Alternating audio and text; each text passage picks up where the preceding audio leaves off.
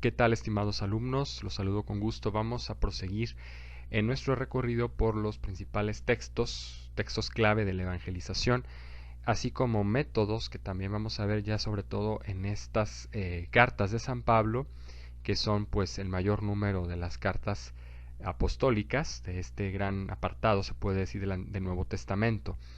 Son aquellas que más nos pues mueven a una evangelización, a una iglesia precisamente en salida, responsable del misterio que se le ha confiado, del mandato que Cristo dejó a los apóstoles y que pues en Pablo vemos de alguna manera ejemplificado, testimoniado y pues con gran celo, con gran pasión. Vamos a hablar, como ya saben, en el esquema de otros textos, de las características generales. Tenemos una imagen aquí de Pablo, una ilustración, que bueno, pues nos puede referir a aquello de lo que ya señalamos, inclusive en la sesión por Zoom, si recuerdan, del celo apostólico de Pablo, de la pasión, de ese espíritu apasionado que lo caracterizó ya desde su pues temperamento, posiblemente una persona pues con mucho fuego, con mucha energía, actividad, alta emotividad, ¿verdad? O sea, de las características del carácter, que también pues aunque son aspectos humanos, los tenemos que tener muy en cuenta en nuestra misión evangelizadora. ¿Por qué? Porque siempre nos van a acompañar, o sea, va a ser la base sobre la cual, como ya lo vimos en el texto de los Hechos de los Apóstoles, el Espíritu Santo va a trabajar en nosotros. Y por eso tenemos que disponernos de la mejor manera. Como Pablo lo hizo, vamos a hablar primeramente que, bueno, estas exhortaciones que vienen a ser todas las cartas, son escritas entre los años 51 y 63. O sea, más o menos hablamos de una década pasadita en que pues este apóstol se dedica a transmitir estos mensajes, algunos directamente de su puño y letra, otros quizá a partir de amanuenses o de escritores que se dedicaban pues a plasmar por escrito aquello que Pablo les dictaba. Recoge en estas cartas una transmisión original, hay que decirlo primero, y experiencial, o sea que sí son auténticas de Pablo, porque también a veces en muchos momentos él habla en primera persona, pero también es experiencia, o sea, no solamente hablamos aquí que es una autoría intelectual o a nivel simplemente teórico, sino que es un mensaje que Pablo ha hecho vida, que lo ha pues realmente transpirado, se puede decir, ¿no? Que lo ha hecho propio. Y pues esto va a ser la experiencia del querigma, como está ahí expresado en letras griegas. El término griego significa anuncio, proclamación, ¿sí? De que en este caso se habla del misterio de Cristo crucificado y resucitado conforme a las Escrituras. Esto ya lo conocemos y hemos dado catequesis. Se nos habla mucho del querigma, que es propiamente el anuncio. Sí, inclusive lo veremos en el Catecismo de la Iglesia Católica. Hay un apartado donde se habla de la vida en Cristo, sí, donde se narra pues todo lo referente, se recoge una instrucción de todo lo que pues a la luz del misterio de Cristo, de su vida, nacimiento, ministerio, pasión, muerte y resurrección, pues nosotros vamos desglosando, vamos comprendiendo para nuestra vida personal. Tenemos una notable influencia aquí de la cultura griega. Hablamos de unos aspectos de tipo, vamos a decir, formal, ¿sí? En cuanto a la naturaleza del texto. Y es que, pues, Pablo estaba formado en la cultura griega, era judío, pero también ciudadano romano, lo dirá por ahí en algunas de sus intervenciones, verá, cuando lo van a acusar, pues él incluso apela al César, ¿no? Porque pues era lo correspondiente a un ciudadano romano que tenía pues ese derecho, ese privilegio. Y por tanto, al ser hijo de Roma, se puede decir, o romano, era griego en cultura. Sabemos que el Imperio Romano absorbió todo lo que Grecia había aportado a la primera civilización, ¿no? Lo que tenemos ahora como civilización occidental, pues hunde sus raíces en la griega. Y esta cultura pues le permitió a Pablo también tener un dominio de la lengua suficiente, ¿sí? Del griego koiné, que es en el que pues como línea a seguir todos los evangelistas y los apóstoles utilizarán. La filosofía estoica también será uno de los aspectos presentes en Pablo. Quizá él se siente más inclinado o pues simpatizante, se puede decir, de esta línea, esta filosofía, que lo veremos en sus exhortaciones, donde inclusive empata un poco de estoicismo con cristianismo. Claro que el cristianismo no viene a suponer para Pablo una filosofía más, un estilo de vida, sino la revelación plena en Cristo, o sea, una experiencia de Cristo vivo, pero que él de alguna manera va a congeniar con visiones, principios o maneras de vivir en la filosofía estoica. El estoicismo se caracteriza por ser un estilo de pensamiento que se basa sobre todo en la virtud, en la práctica de la virtud y en la búsqueda de pues vivir de acuerdo a la razón, de acuerdo a ciertas normas, a ciertos principios. Y él, pues al ser fariseo de tradición también, haberse formado en esa escuela judía, pues tendrá también mucha tendencia o inclinación, será propenso a esta escuela. Luego tenemos también en los textos de las diferentes cartas, perdón, una bastante bien ilustrada habilidad argumentativa, ¿sí? Donde Pablo pues va a explicar con argumentos los principios de la fe, ¿sí? Todo lo que está recogido en la tradición apostólica, lo que él mismo estudió, conoció y pues vivió, lo tuvo que hacer primero parte de su vida, pues ahora le va a tocar expresarlo en argumentos, en calidad de un apóstol, ¿verdad? Que busca persuadir, que busca convertir y sobre todo mantener la vivencia, avivar la vivencia del Evangelio en las comunidades a las que se va a dirigir. Aquí tenemos un mapa bastante bien ilustrado, bueno, busqué varios, pero este me parece que se ve nítida y claramente. Los puntos, fíjense, son muchísimos, ¿sí? Si los vamos anunciando uno por uno, pues no acabaríamos, porque bueno, fueron más o menos los puntos que trazan el itinerario, ¿sí? O la línea de los viajes de Pablo a lo largo de estos años, ¿sí? Más o menos tenemos que, bueno, está su conversión y luego empieza pues a recorrer diferentes ciudades que luego trasciende a regiones y pues a países, ¿verdad? A otras jurisdicciones, se puede decir, culturales, étnicas. Y bueno, aquí tenemos en este recuadro superior de la derecha un esquemita donde nos habla de las líneas en color, ¿sí? De cómo fueron más o menos y en qué época sus viajes.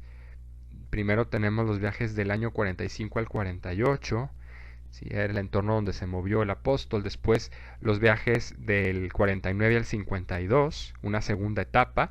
Ahí vemos que recorre pues toda la parte de Turquía y luego de Jerusalén después hasta a Grecia, inclusive llega. En esos años es donde están recogidos muchos de sus testimonios de exhortaciones. El tercer viaje del 53 al 58, ¿sí? Vuelve a ser, por eso se le llamaban correrías apostólicas. ¿Por qué? Porque van a ser pues entrada, salida, regreso, ¿verdad? Pablo es uno de los apóstoles que más se dedicó pues a precisamente a atender a sus comunidades. No solamente iba, se quedaba un tiempo y luego ya no regresaba, sino que trataba de darle seguimiento, ¿no? A sus comunidades. Eso es importante si nosotros lo vamos aplicando a nuestra vida, a nuestros compromisos, nuestro mismo trabajo, como pues nuestra evangelización debe ser constante, o como decía también él, oportuna e importuna, o sea, de una manera o de otra, estar siempre con ese fuego, con esa pasión por la evangelización. Los últimos viajes que ya pues le conducen inclusive a Roma. Se sabe por ahí, aunque no está trazado en este mapa, dirán ustedes, bueno, pero también se refiere por ahí en algún pasaje que viaja hasta España. Sí, pues aquí no lo tenemos especificado, pero bueno, es parte de una de esas correrías. Para tener en cuenta pues todo lo que supuso, ¿verdad? La labor de Pablo en la primera evangelización de entonces, de lo que fue el siglo primero, porque pues fue uno de los que abarcó más quizá territorio que cualquiera de sus compañeros, ¿no? Pero no por ello ellos pierden mérito, sino simplemente aquí se habla de Pablo como el apóstol de los gentiles. Se le da ese mote, ¿verdad? Esa identificación en la tradición cristiana. ¿Por qué? Tanto de Oriente como de Occidente. ¿Por qué? Porque llegó a muchas comunidades. Realmente extendió el mensaje de Cristo por doquier del mundo entonces pues civilizado de Occidente, se puede decir, ¿no? Ya no hablamos del norte de África, que pues sabemos que luego los apóstoles también tuvieron ahí injerencia, porque pues se habla, por ejemplo, un pasaje que algunos de ustedes mencionaron en su comentario valorativo a los Hechos de los Apóstoles, cuando Felipe se encuentra con el etíope, ¿no? Se puede decir que pues de alguna manera se extendió el evangelio, no sabemos a tutela de quién, pero sí fue llegando a muchas partes. Pero la parte principal de Roma, de sus territorios en Europa, pues le tocaron a Pablo. Vamos a hablar ahora de las cartas y los temas. Vamos a considerar algunas de las cartas, no todas porque son muchas en esta primera parte, y pues empezaremos con la epístola a los tesalonicenses. En esa imagen a la izquierda se puede apreciar un momento clave quizá de la predicación de Pablo por estas tierras, por estos territorios pues grecorromanos se puede decir, donde pues imperaba la cultura pagana, y aquí vamos a ver cómo pues fue todo un desafío para Pablo el realizar esta siembra, esta labor de evangelización. Y es interesante, bueno, esta pintura que ya es de la época renacimental, nos permite ver, en su momento lo consideraremos, ¿verdad? Avanzando en el tiempo, cómo en este periodo también ya siglo XV, XVI, pues se le da importancia a estos temas de la evangelización que fueron cruciales para constituir pues una Europa, una civilización que incluso llega más allá de Europa cristiana, que tiene cuyos principios, sus valores fundamentales están a la base de la evangelización, perdón, de la civilización occidental. Y bueno, vamos a hablar entonces de la carta a los tesalonicenses. Se considera desde los estudios historiográficos o los datos que tenemos al respecto, que se pudo haber escrito entre el año 49 y el 50, habiendo hecho ya Pablo pues una previa labor de predicación, ¿no? de diálogo con estas gentes.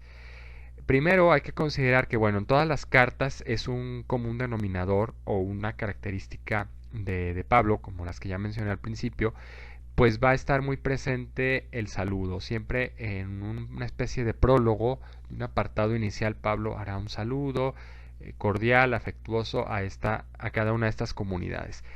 En esta carta hace especial acción de gracias por la vida de la comunidad de Tesalónica. Además, pues lo tengo que mencionar en el orden cronológico que se ha pues podido evidenciar.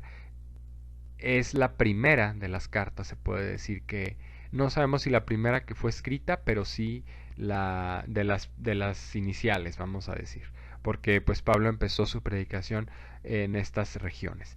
Luego habrá un progreso como tema también a mencionar en el contenido de este texto, un progreso en la fe para preparar la venida del Señor, que será la manera en cómo Pablo exhorte a estas personas, a estos cristianos de Tesalónica.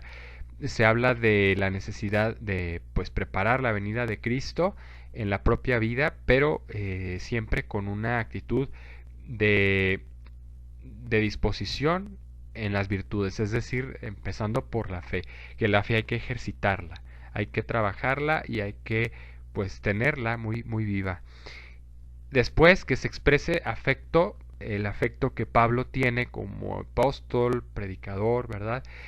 Con un beso santo, este beso después se adoptó en el rito tridentino. Bueno, en el rito tridentino no estaba del todo presente, pero más bien ya cuando la misa se vuelve al pueblo, tras el Concilio Vaticano II, y se retoma aquel saludo que era, pues, se sostiene que era muy recurrente en las celebraciones eucarísticas, el beso de la paz, ¿no? Ya no lo podemos hacer ahora por circunstancias obvias de pandemia, al menos en este periodo, pero pues es un gesto, ¿verdad?, que tiene que ser además vivo, bien expresado, es decir, con un lenguaje corporal para que se tome muy en cuenta el aspecto de la caridad y que se lea el mensaje a toda la asamblea. Esto es algo que Pablo exhorta también a hacer al final de su carta. Luego tenemos la segunda a los tesalonicenses. Les digo, más o menos está escrita entre estas fechas, ya cuando empieza la evangelización por otros territorios. Esta carta pues viene a suponer un refuerzo, una especie de confirmación de la primera. Esta es reafirmativa y correctiva. Aquí hablamos del segundo elemento que está a destacar. ¿Por qué? Porque Pablo se da cuenta de que hay algunas actitudes pues no correctas o falsas ante el tema de la venida del Señor, ¿sí? Y por eso se va a prestar a corregirlas. La comunidad en espera escatológica. Esto nos habla de una necesidad pues de estar preparados, vigilantes, como lo dice el Evangelio. Pablo toma pie o se basa también en esos mensajes para pues exhortar, persuadir a esta comunidad de que pues esté con esa disposición, con esa espera asidua pero activa, no solamente como quien espera, lo dice el Evangelio, ¿verdad? Y no está preparado, está descuidado. Tenemos ahí referencias a la parábola de las vírgenes, ¿no? Del administrador. Ahora tenemos una ilustración que nos pues ejemplifica o nos trata de aproximar a lo que fue la predicación de Pablo en otra comunidad, en otra región griega o romanizada también, en aquel entonces ya, que es Corinto. La primera carta a los Corintios, es a la que nos vamos a referir, fue escrita en el año 50 más o menos, 57, perdón, a fines de esta década, dirigida a una comunidad peculiar, ¿verdad? Sabemos que durante todos sus viajes, pues cada región, cada comunidad tenía su propia, pues, idiosincrasia, se puede decir, tenía sus costumbres, sus tradiciones, aunque todos pertenecían como que a Roma, ¿verdad? Eran colonias romanas, pues tenían siempre ese rasgo típico propio. Y esta comunidad en concreto es el caso de gente trabajadora, de gente pues muy hecha también a la actividad, pues a la producción, porque es una ciudad comercial portuaria esta de Corinto. Por tanto, los temas que va a tocar aquí Pablo pues van a ser en esta índole o en esta relación como que de nivel socioeconómico, ¿sí? Es existencia la que hay de partidos en la comunidad. Pablo se enfrenta o quiere dar resolución a esta problemática porque se dan partidos, se dan como facciones, ¿no? Posturas de la comunidad a favor o como para favorecer a algunos pues líderes, algunos referentes ahí de la comunidad como son Apolo, Cefas, Pablo, que son pues evangelizadores, ¿no? Y como Pablo advierte de un peligro, que es quedarnos nada más con la persona, comprarle como que nada más la fachada, el discurso, por ser quien es y no por lo que está transmitiendo. Muchas veces nosotros somos tan superficiales, y apliquémoslo a nuestra realidad, de que nos quedamos con la referencia humana, con la persona que instrumenta o ministra la palabra de Dios, ¿no? O hace un servicio y no vemos más allá, o sea, no se va la persona, es transferida a otro lado, lo cambian, ¿verdad? Pasa mucho con los sacerdotes o en las comunidades religiosas si les ha tocado, o en nuestra misma escuela, en nuestros ambientes de trabajo, ¿verdad? Que nos cambian al jefe, que nos caía muy bien, no sé, y como que ya nos volvemos, pues, nos volvemos, pues, acérrimos defensores de una escuela, de una tendencia, de una manera de hacer las cosas, y no adoptamos los cambios, ¿no? Somos muy reacios a, pues, otras maneras de hacer las cosas. Y en este caso Pablo ve la necesidad de que la comunidad se alinee a Cristo y rechace o pase por alto o supere, ¿verdad? Ese afán por favorecer liderazgos humanos o tener nada más como que esa punto de referencia o esa base. Advierte también Pablo sobre desórdenes ya en temas de moral, en temas de pues de conducta, como son el incesto, la fornicación, otra serie de zonas que menciona por ahí, y la necesidad de dignificar el cuerpo. ¿Y por qué hablo de que es una problemática que se puede presentar o es, vamos a decir, de tendencia en este tipo de comunidades como la de Corinto? ¿Por qué? Pues porque tenía un nivel a lo mejor poquito sobre la media, ¿verdad? En la época y se daban a veces mucha propensión a los lujos, a las fiestas, a los, pues sí, a los placeres corporales, carnales, y esto pues a veces dejaba en entredicho o ponía en conflicto, ¿verdad?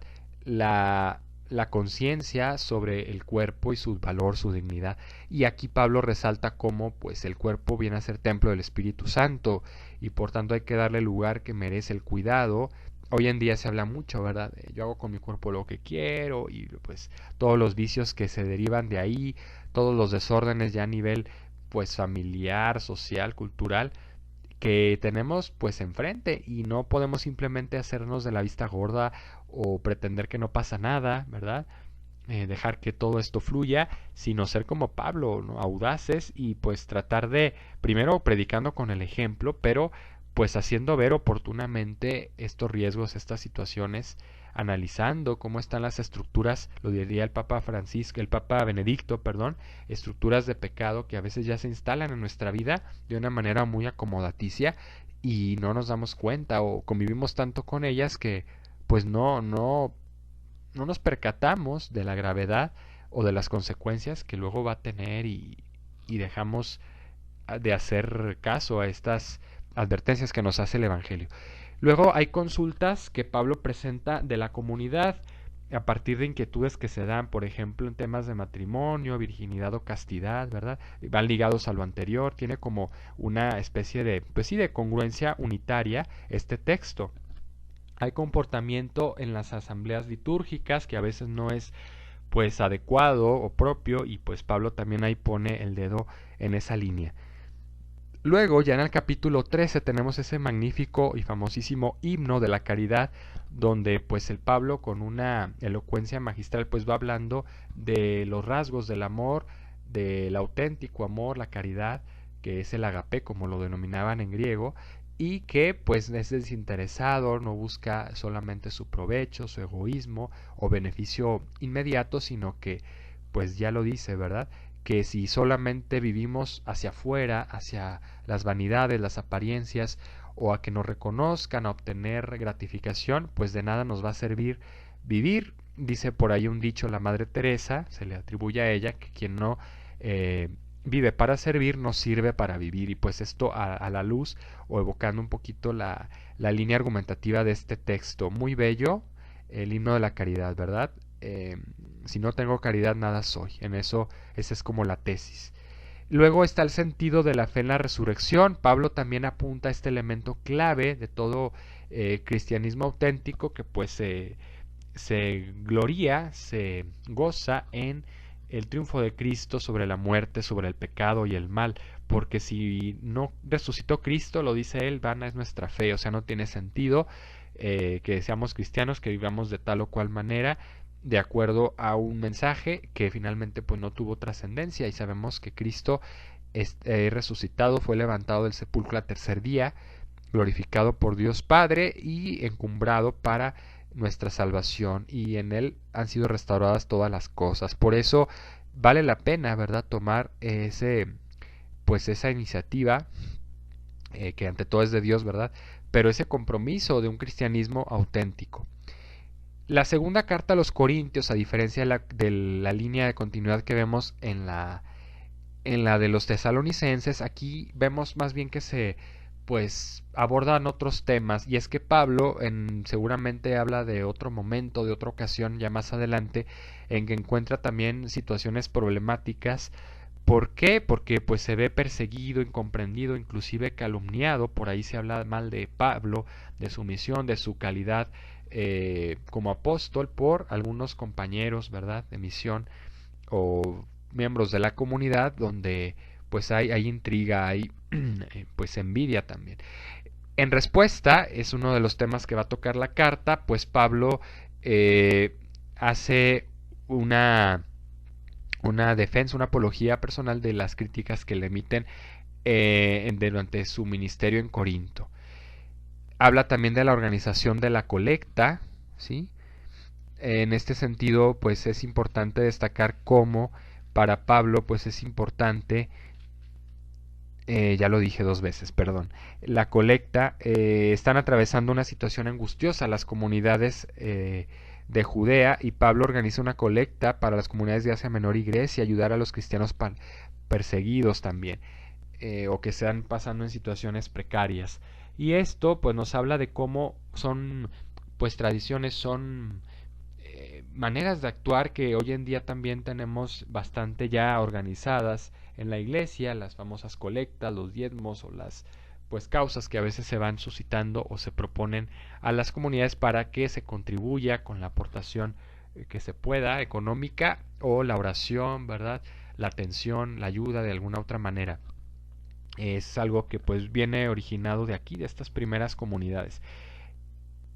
Defensa de su ministerio ante envidias y críticas de otros evangelizadores, ¿no? Es algo que va a hacer Pablo en esta carta, porque hay pues siempre esas situaciones humanas de incomprensión, de falta de credibilidad, de pues escepticismo por un lado, pero también de rivalidad. Y pues aquí nos habla también estas cartas con mucho realismo de las situaciones que se viven en toda comunidad humana, independientemente de que pues sean más o menos evangelizados o tengan más o menos cultura, formación, pues siempre va a haber esa tentación humana, esa inclinación a la división. Por eso Pablo aquí hace hincapié en estos elementos. En esta siguiente imagen vemos pues una ilustración de la Basílica Mayor de San Pablo Extramuros en Roma, donde se encuentra en ese jardín, en ese patio, pues una estatua de San Pablo, bastante imponente. La carta a los Gálatas será el siguiente texto a considerar. Mencionamos que es escrita a fines de los años 50. Casi todas estas, el Corintios, Gálatas, Romanos, van a estar pues desarrolladas, escritas y transmitidas en estos años, a fines de la década.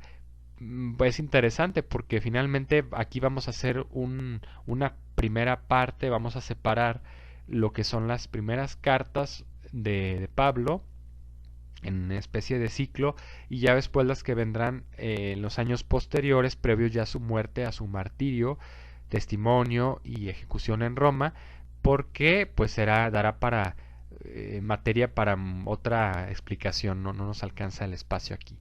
Luego, el problema del trasfondo es la actitud de los llamados judaizantes.